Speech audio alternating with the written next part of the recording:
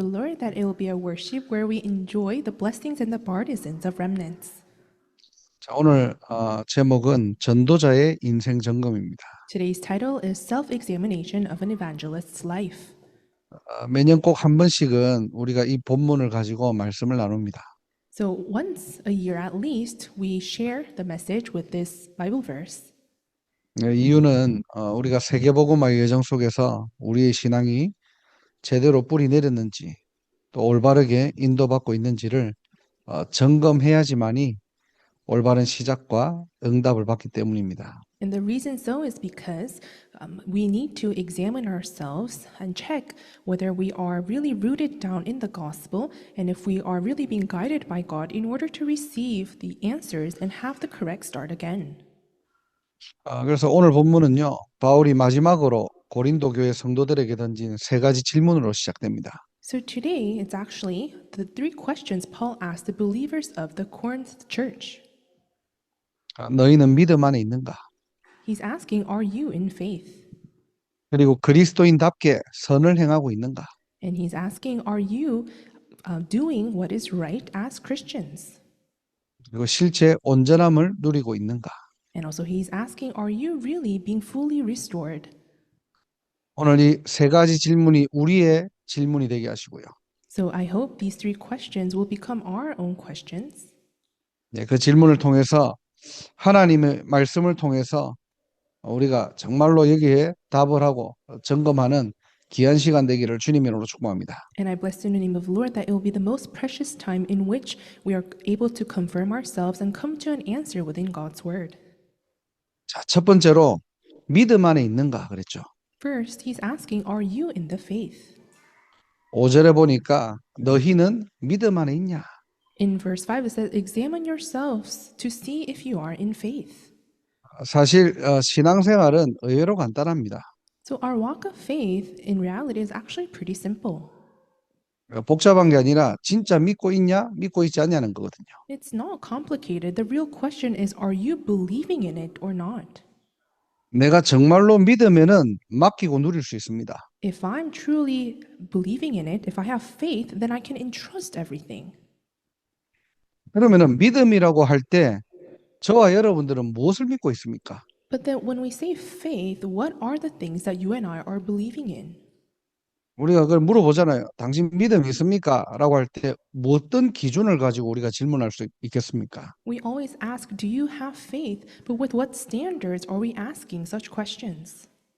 뭐 많은 것을 말할 수 있지만은 첫 번째로 하나님의 말씀을 믿는 거예요.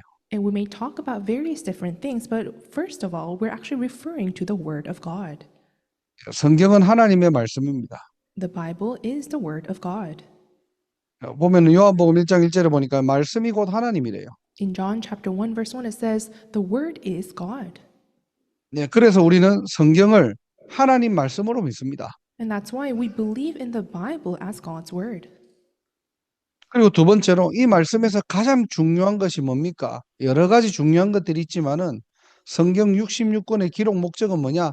예수가 그리스도예요. And among the word, of course, everything is important, but the most important word is the gospel that's recorded in the 66 chapters of the Bible. 예수님이 그리스도로 오셨다는 거 진짜 믿냐는 겁니다. Are you really believing in the fact that Jesus came as a Christ? 그렇잖아요. 말씀을 아무리 우리가 읽고 들어도 복음 모르면 안 되거든요. Isn't that so? No matter how many times we read and hear the word, if we don't believe in the gospel, it doesn't matter. 성경을 백독을 한다 한들 복음 모르면 다 놓치는 겁니다. Even if we read the Bible 100 times, if we don't know of the gospel, those are all in vain. 왜 우리는 그리스도를 믿어야 됩니까? So why do we have to believe in Christ? 사도행전 4장 12절에 간단하게 얘기합니다. 다른 이로서는 구원을 받을 수 없대요. And it's actually recorded very simply in Acts chapter 4:12 because there is no other name in which we can be saved. 하나님의 형상이 하나님의 형상을 잃어버렸는데요. The image of God left and lost hold of that image of God. 죄와 사망의 법에 완전히 빠져 있는데요. And we have been completely fallen into the authorities of sin and death. 그래서 모든 인간은 구원을 받아야 되는데요. So all humankind must receive salvation. 하나님이 주신 구원의 길, 구원의 방법은 그리스도밖에 없다는 겁니다. And the way of salvation, the method that God gave to us, there's only one way, and that is Jesus Christ. 로마서 8장 2절에는 도대체 그리스도가 뭡니까? 그 안에 생명과 성령의 법이 있대요. In Romans chapter 8, 2, what is this Christ Jesus? Well, it's there that the law of the Spirit who gives life resides. 우리가 그리스도 주문해 온다고 빠져나오는 게 아니고요. And it's not that we shout and chant Christ and that's how we are saved, 예, 그 이름 안에는 생명의 법이 있다는 겁니다. but within that name, the law of the Spirit who gives life is in there. 그 법으로 죄와 사망의 법에서 해방하였다 그랬거든요. And by that law, we have been set free from the law of sin and death. 예, 그래서 요한복음 19장 30절에 다 이루었다. 예수님께서 마지막으로 하신 말씀. And that's why John 19, verse 30, Jesus spoke his last words and said, "It is all finished." 십자가에서 죄 문제, 지옥 문제, 사단 문제 내가 다 끝내고 간다는 거예요. He's saying, on the cross, I have finished all the problems of sin, curses, Satan, and hell. 기독교는 이거 믿는 겁니다. And for us as Christians, we are believing in this truth. 하나님의 말씀을 믿는 거고요. We're believing in the Word of God. 그 말씀의 핵심인 그리스도를 믿는 거예요. And we're believing in the main point of that word, which is Jesus Christ, the gospel. 그럼 세 번째가 중요합니다. Then, number 3 is important. 이 하나님의 말씀과 복음이 내 삶에 어떻게 사용되고 적용됩니까? How is this word and the gospel being utilized and applied into my daily life? 진짜 내가 하나님의 말씀이 믿어지고 내가 복음을 믿는다면 우리는 매 순간 우리가 이 땅에 살아가면서 하나님의 절대 주권이 인정돼야 되겠죠. If we truly believe in the word of God and are able to acknowledge the gospel, then in every moment, in all circumstances, we must be able to accept and acknowledge God's absolute sovereignty. 많은 성경 구절이 있겠지만은 역대상 29장 10절에서 12절을 보면요. And there are many Bible verses, but let's take a look at 1 Chronicles chapter 29 verses 10 to 12. 예, 다윗이 이렇게 고백하지 않습니까? 부와 귀가 주님께 있다. This is what David confesses, wealth and honor come from you. 예, 그러면서 모든 사람을 크게 하시고 강하게 하심이 다 주의 손에 있나이다. And then he says, Lord is the greatness and the power, and for everything in heaven and earth is yours. 예, 다윗뿐만 아니라 렘넌트 7명은요, 이 비밀을 확실하게 누린 겁니다. And not just David, but all the 7 remnants in the Bible really enjoyed these things. 문제가 왔을 때 문제를 해결하려고 달라들지 않았어요. When problems came, they didn't try hard to solve that problem. 왜냐, 진짜 하나님의 말씀을 믿고 내가 복음을 가졌다면은 그 문제는 하나님의 절대 계획입니다. Why? Because if I really believe in God and possess the gospel, then that problem is within God's absolute sovereignty. 반대로 내가 복음을 지식적으로만 이해하고 영접했다면요, 어떠한 문제를 만나면 어떻게 되느냐? 내가 그 문제를 해결하려고 달라들어요. Conversely speaking, if I have this gospel as mere knowledge in my head, then if I'm faced with a problem, I try to approach it and solve it myself. 문제를 가만놔두지 못합니다. 내가 원했던 내가 원하는 그 방향을 가지고 나는 도전해야 돼요, 무조건. I can't leave that problem alone with the direction and the thoughts and opinions that I have. I need to challenge it to solve it. 예, 우리 인생의 생사화복은 하나님의 손에 있습니다. 진짜 믿어지십니까? But our lives, death, happiness, and also misfortune all belongs to God. And are you able to really believe in this?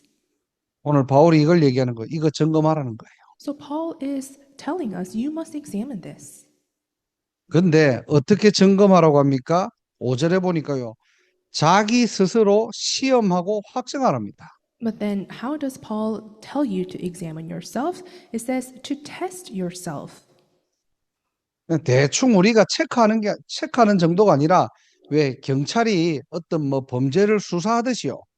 감추거나 속이지 말고 완전히 낱낱이 드러내라는 말이에요. And it's not just to simply check, but just like how the police has an investigation, it's telling you to be very honest and really investigate and examine and confirm yourself. 사실 우리가 평상시에는 우리가 다 잘 믿잖아요. 표 안 납니다. In our everyday lives, it seems like we're believing very well. We can't really tell the difference. 여러분들이 문제 왔을 때 뭔가 선택을 할 때 여러분의 영적 상태를 반드시 점검해 보세요. But when you're faced with a problem or difficulty, you must really examine your own spiritual state. 내가 진짜 하나님과 함께하는 영적인 축복을 누리고 있는지 아니면은 나도 모르게 내 생각과 뭔가 염려와 갈등과 걱정을 하고 있는지.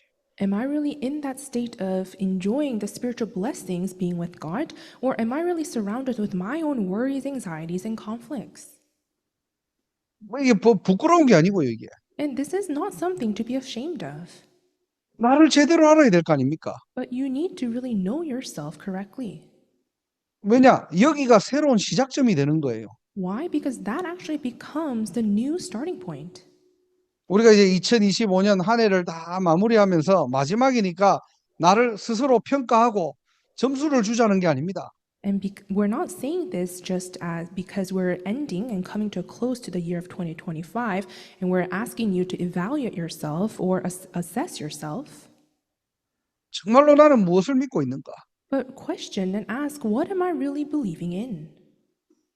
진짜 문제와 사건이 왔을 때 하나님의 절대 주권 얼마나 내가 인정하고 있는가?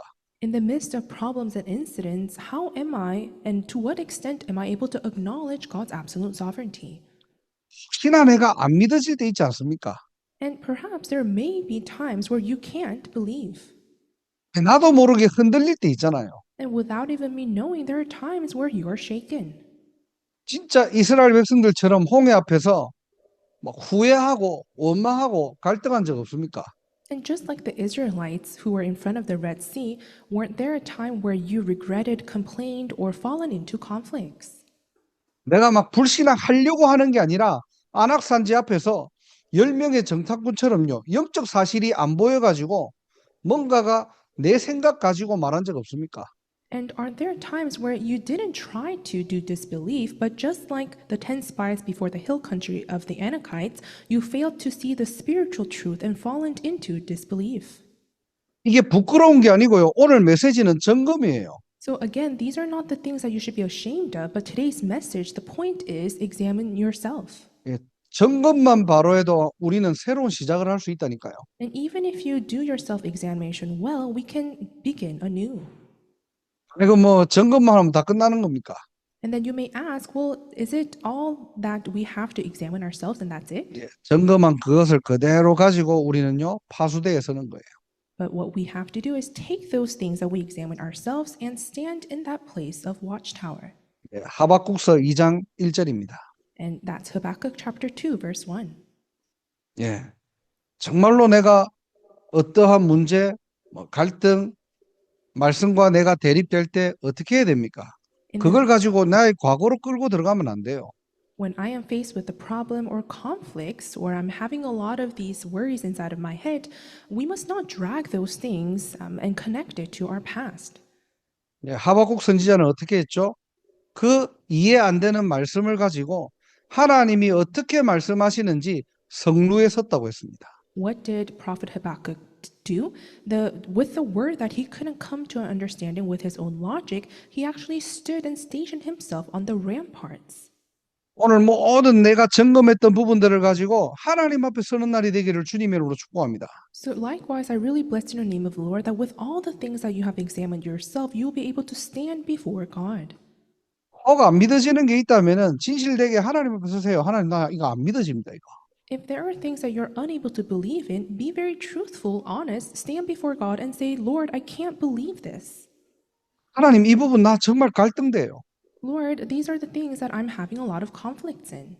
아, 나 걱정 안 하고 싶은데 너무 불안합니다, 내가. I don't want to worry, but I'm so anxious. 부끄러운 게 아니라 우리가 문제를 가지고 하나님 앞에 서는 그 자체가 믿음의 시작입니다.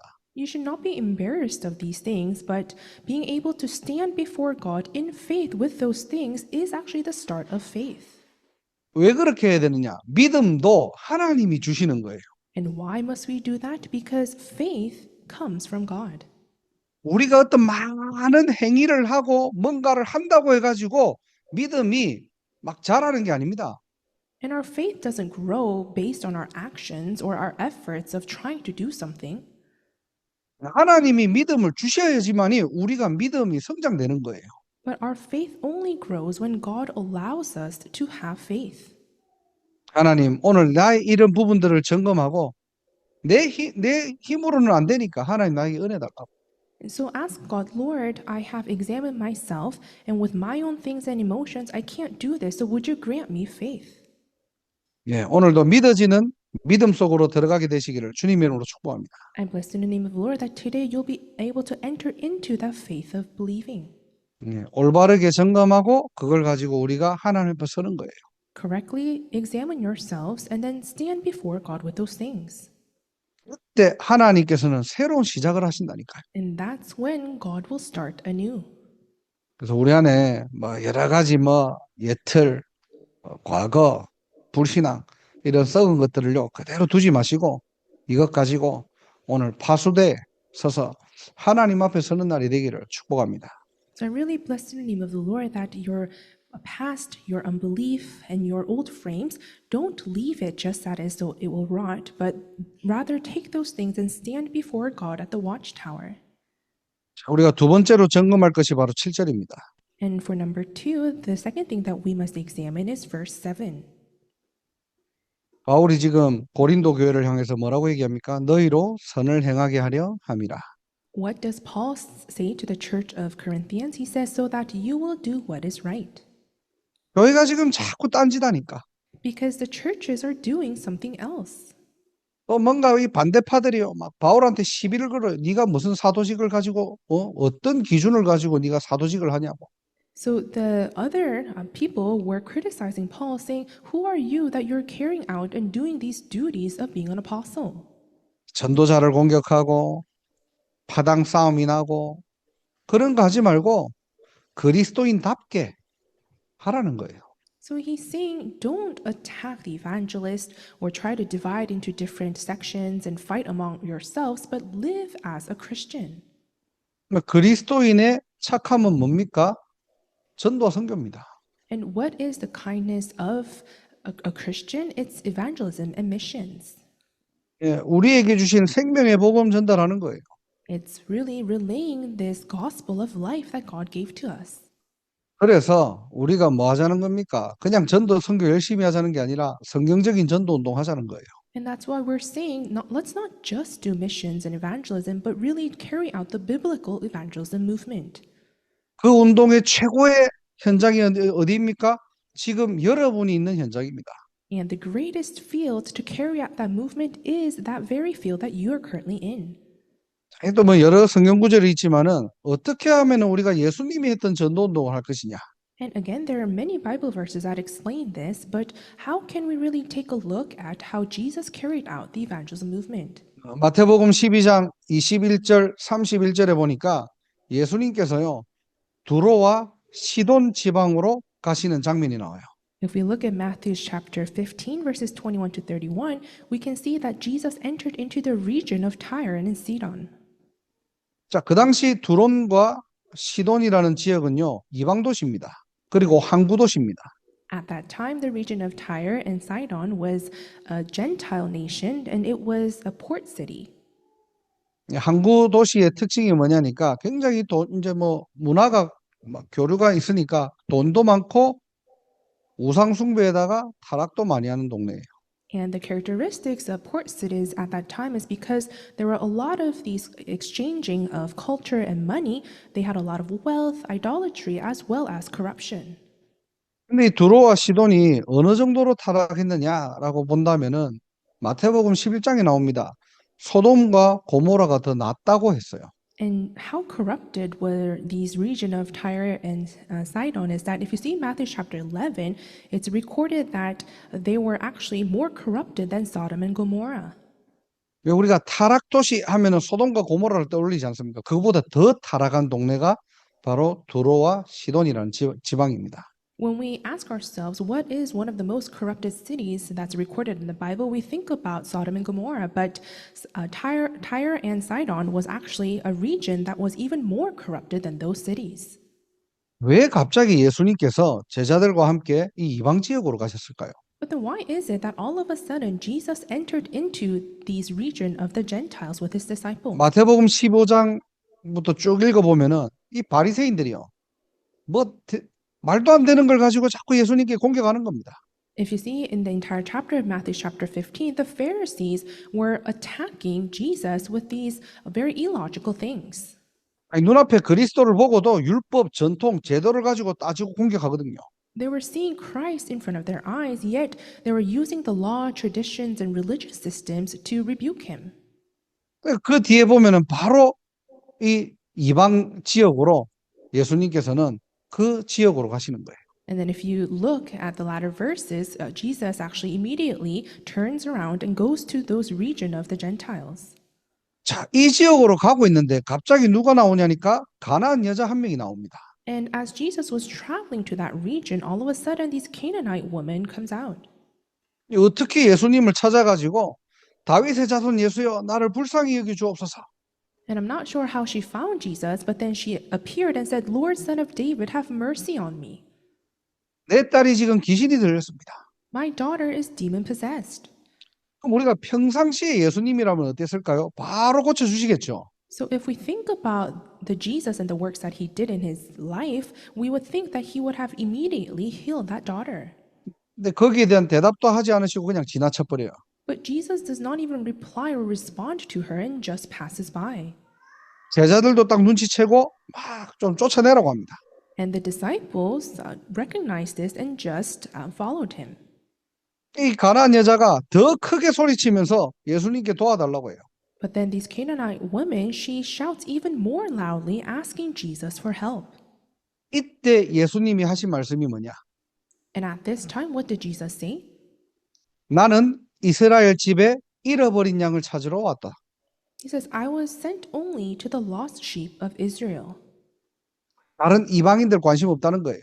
Which means that he doesn't have any interest in the Gentiles. 그러면서 굉장히 모욕적인 말씀을 하십니다. And then he says something very humiliating. 야, 자녀에게 줄 떡을 개들에게 던짐이 마땅하지 않다. It is not right to take the children's bread and toss it to the dogs. 이때 가나안 여자가 대답합니다. And at this time, the Canaanite woman replies, 주여, 옳습니다.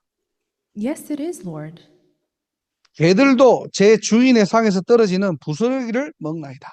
Even the dogs eat the crumbs that fall from their master's table.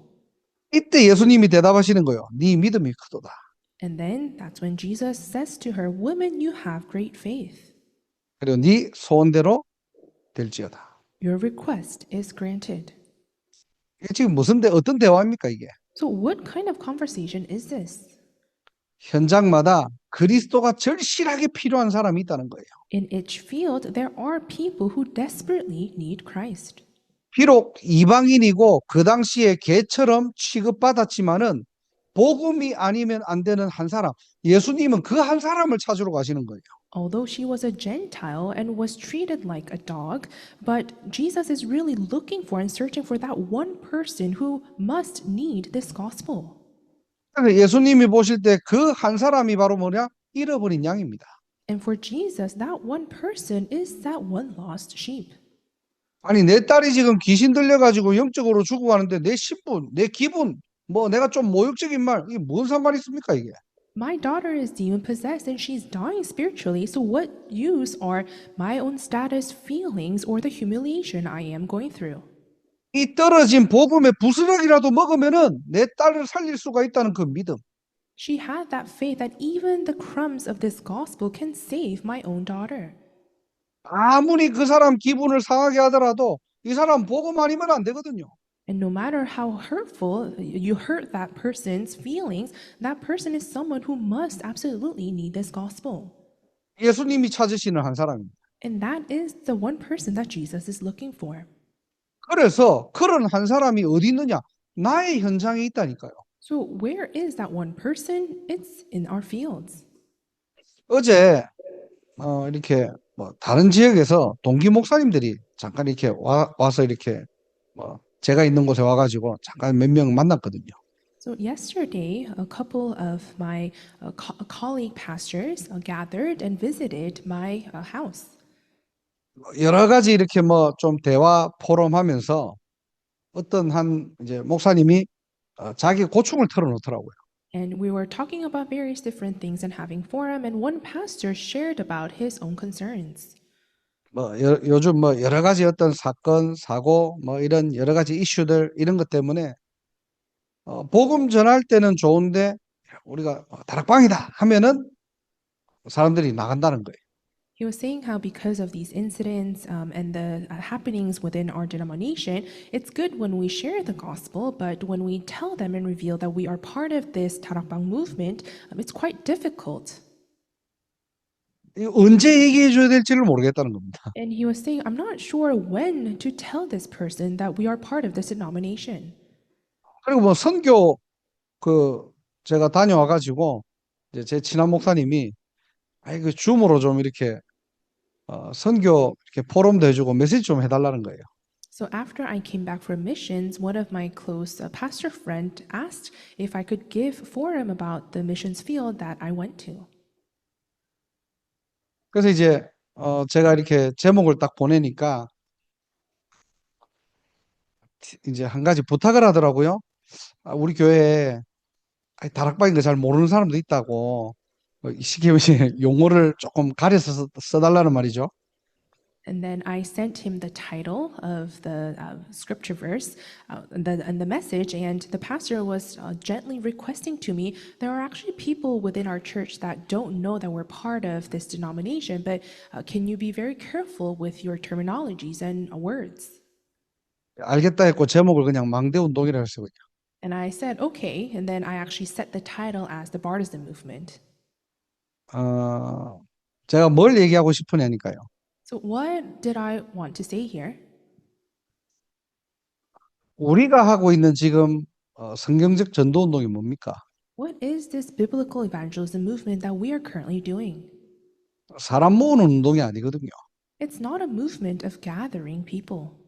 진짜 이 복음이 아니면 그 복음이 아니면 안 되는 그 절실한 한 사람. We're looking for that one desperate person who absolutely need and cannot live without this gospel. 우리가 영접 운동을 하다 보면은 그냥 자연스럽게 복음을 듣고 좋아가지고 그냥 복음을 듣고 교회 오는 사람도 있어요. And when we carry out the acceptance movement, there are people who naturally accept Christ and hear the gospel and come to church because they love the message. 그런데 복음 전했는데 난 다락방 이런 뭐 나는 못하겠다 이러면은 여러분들이 거기에 대해 낙심하지 마세요. 그러면은 다른 교회로 연결시켜 주시면 됩니다. And if you, after relaying the gospel, and they find out that we are part of this Tarakbang denomination, they're like, I actually don't want to take part in this movement, then you can just simply lead them to a different church and don't be scarred by that.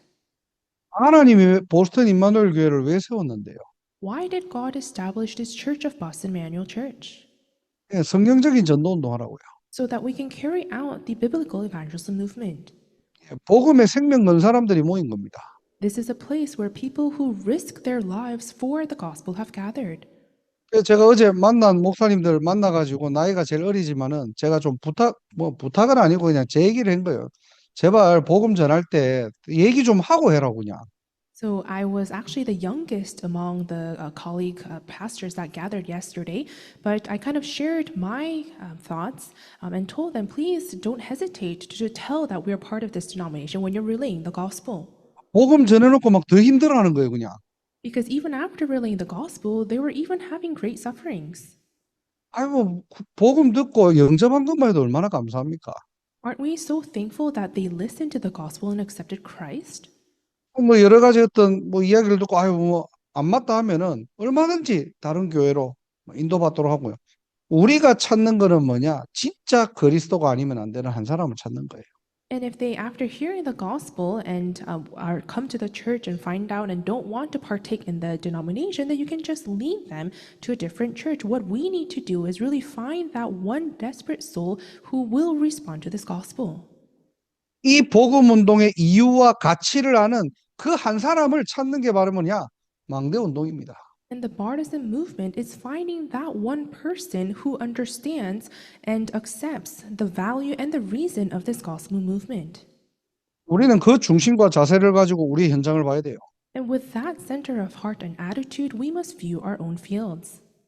사실 그렇거든요. 머리로 이해하고 영접하는 사람들도 많아요. But the reality is that there are people who just accept Christ by just simply understanding the gospel with their own heads and knowledge. 그래서 예수님이 하신 전도 운동을 우리가 잘 기준을 가지고 우리 자신을 점검하고 우리 현장을 점검하셔야 됩니다. So, with this evangelism movement that Jesus carried out, we must examine ourselves and our fields. 그래서 정말로 하나님이 준비하시고 예배하신 5천 대학 앞에 5천 학사운동, 5천 제자 찾는 저와 여러분들의 인생 캠프가 되기를 주님으로 축복합니다. And I really bless in the name of the Lord that we will live this life camp where, in front of the 5,000 colleges that God has prepared, we will be able to establish the 5,000 RUTCs and discover 5,000 disciples. 참 감사한 거는 지난 캠프 이후에 조금씩 들려오는 포럼이 뭐냐니까 복음 들었던 그 몇 사람들이 같이 이제 전도운동 현장에서 하자고. So, what I'm very thankful is that after the camp that we carried out last time, a few people who heard of this gospel gathered together and resolved in their hearts to carry out the evangelism movement. 선교 이후에 지금 이제는 아프리카 청년들하고 한 팀이 돼가지고 전도를 위해 팀 구성이 되는 그 하나님이 그 시간표를 우리 교회에다가 이제 계속해서 응답을 주시는 거예요. And God is granting our church answers after missions of our young adults gathering and forming this one evangelism team together. 전도는 그리스도의 당위성을 누리는 겁니다. Evangelism is enjoying the imperativeness of Christ. 그거 한 사람을 찾는 저와 여러분들의 현장이 되기를 주 예수 그리스도 이름으로 축복합니다. And I bless in the name of the Lord that we will be in that field of discovering that one person. 마지막 세 번째로 점검할 것이 9절입니다. Lastly, for number 3, the last thing we must examine is in verse 9. 보니까 너희가 온전하게 되는 것이니라 그랬죠. It says that you may be fully restored. 온전하다는 말이 뭡니까? 하나님께서 주시는 완전한 축복을 말하는 거예요. What is fully? It's actually referring to this complete things and the blessings that God gave to us. 쉬운 말로 재창조입니다. So, in very simple terms, it's recreation. 그래서 저와 여러분들이 뭘 붙잡아야 됩니까? 하나님의 절대 언약 붙잡으셔야 돼요. So, what is it that you and I must hold on to? The absolute covenant of God. 그래야 응답이 바르게 보입니다. And only then can we view answers correctly. 우리가 하나님의 약속을 놓쳐버리면요, 육신의 응답, 눈에 보이는 응답을 쫓아갈 수밖에 없는 거예요. If we lose hold of God's promise, then we have no choice but to chase after the answers of flesh and the physical things. 그러니까 늘 갈등하는 게 뭐냐니까 내가 예수 믿고 뭐 어떤 응답 받았지? 응답을 모르는 거예요. And that's why what really make us go into conflict is I believe in Jesus, but there are no visible answers in my life. 하나님은 언약을 통해 가지고 말씀을 통해서 우리에게 약속하셨는데 God promised to us through His covenant and His word. 그래서 오늘도 저와 여러분들이 뭐 해야 됩니까? 하나님의 절대 언약 붙잡고 도전하셔야 돼요. So even today, what is it that you and I must do? Hold on to God's absolute covenant and challenge. 아브라함이요, 이삭을 바칠 때 그냥 바친 게 아닙니다. 하나님의 약속을 붙잡고 바친 거예요. When Abraham sacrificed Isaac, he did not just offer Isaac, but he gave Isaac while holding on to God's promise. 하나님께서 모세를 부르실 때 모세가 처음에는 못한다고 했잖아요. When God called Moses, at first Moses said that he can't do it. 그런데 하나님의 언약을 붙잡고 출애굽에 도전한 겁니다. However, he held on to the promise given by God and challenged towards Exodus. 물론 출애굽의 역사는 하나님이 하셨어요. And of course, the works of Exodus was done by God. 거기에 절대 불가능한 모세가 하나님의 손에 붙들려서 쓰임 받았다니까요. And for that very work, Moses, who was absolutely impossible, was seized by the hand of God and used. 안 되는 우리 모습에 여러분들이 좌절하지 마시고요. So don't be fallen into despair looking at yourself that's not able to take place. 나를 점검한다고 해가지고 착각하지 마시고요. And just don't misunderstand yourself after examine yourself. 오늘 하나님의 절대 언약을 붙잡는 시간 되기를 바랍니다. But I really hope today will be the time where you hold on to God's absolute covenant. 여호수아 같은 경우는 실제 언약을 가지고 가나안 정복으로 연결했잖아요. For Joshua, he really held on to God's covenant and connected to that conquest of Canaan. 하나님이 주신 완전한 축복이에요. And these are the absolute blessings God gave us. 또 갈렙은 45년 전에 약속을 붙잡고요. 헤브론 산지를 정복합니다. Caleb, he held on to the promise given 45 years ago and took possession of the hill country of Hebron. 재창조입니다. So this is recreation. 어떻게 해요? 우리가 언약 붙잡을 때요. So how can we do this? When we hold on to the covenant. 말씀은 살아 역사합니다. Because the word is alive and at work. 그래서 우리는 이 응답이 왔다 안 왔다가 아니에요. 언약 주신 그것 자체가 응답이에요. So for us, it's not whether we received answers or not. The fact that God already gave us the covenant in itself is an answer. 왜 우리가 말씀 자꾸 전할 때 또 기도할 때 2, 3, 7 나라 5천 종족을 기도합니까? Why is it that when we relay the word and pray, we pray holding on to 237 nations and 5,000 tribes? 하나님의 절대 언약이에요. Because this is the absolute covenant of God. 하나님이 우리 교단을 통해서 약속하신 거라니까요. This is the promise that God gave to our denomination. 아니 뭐 때문에 보스턴 안에 다 대학도 커버 못하는데 우리가 5천 대학을 놓고 기도합니까? Why is it that we can't even visit all the colleges in Boston, but we're praying for the 5,000 colleges? 그 속에 5천 종족으로 갈 수 있는 제자들이 있다니까요. Because there are disciples within those colleges that allows us to reach the 5,000 tribes. 그래서 우리는 5천 학사 운동을 놓고 기도하고 언약 붙잡고 도전하는 겁니다. And that is the exact reason why we pray for the 5,000 RUTC movement, hold on to the covenant and challenge. 뭐 도대체 그 약속은 언제 성취됩니까? And you may ask, well, then when is God going to fulfill that answer? 우리는 잘 모르죠. We don't really quite know. 실컷 언약 붙잡았다가 기도했다가 또 잊어버릴 때도 있잖아요. There are times where we hold on to the covenant and pray, yet forget after a while. 근데요, 하나님은 잊지 않으십니다. However, God never forgets. 요셉이 그랬잖아요. 창세기 40장에 보니까 꿈을 감옥에서 해석해 줬는데 술 맡은 관원장이 어떻게 해요? 요셉을 잊었더라. 그렇게 돼 있거든요. And if we see in Genesis chapter 40, when Joseph interpreted the dream of the cupbearer, it's recorded in the Bible that the cupbearer forgot about Joseph. 사람은 잊어버릴 수 있어요. So humans may forget. 시간 지나면은 까먹을 수 있습니다. And as time passes, we may forget as well.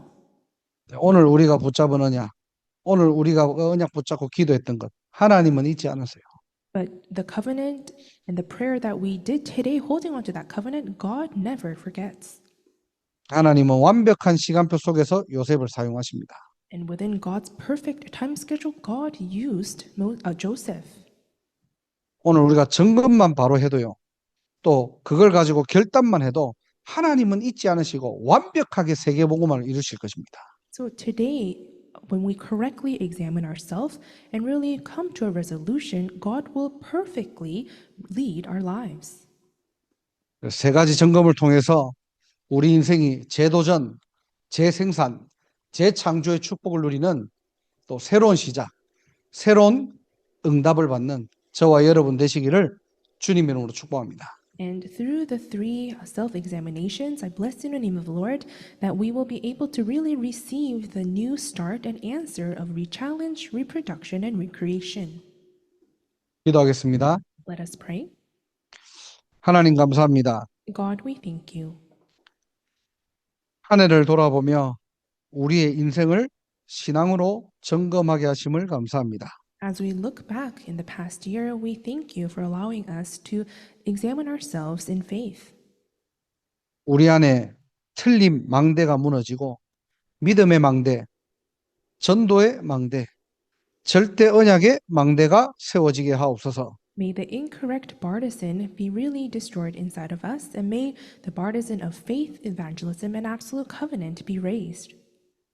이 일을 위해 세계복음화를 위한 3시대를 여는 우리 보스턴 임마누엘 교회가 될 수 있도록 하늘 문을 여시고 두 손 들어 축복하시고 역사하여 주옵소서. Would you open the doors of heaven and bless us with both of your hands so that for the work of world evangelization, our Boston Emmanuel Church will be used to open up the three ages.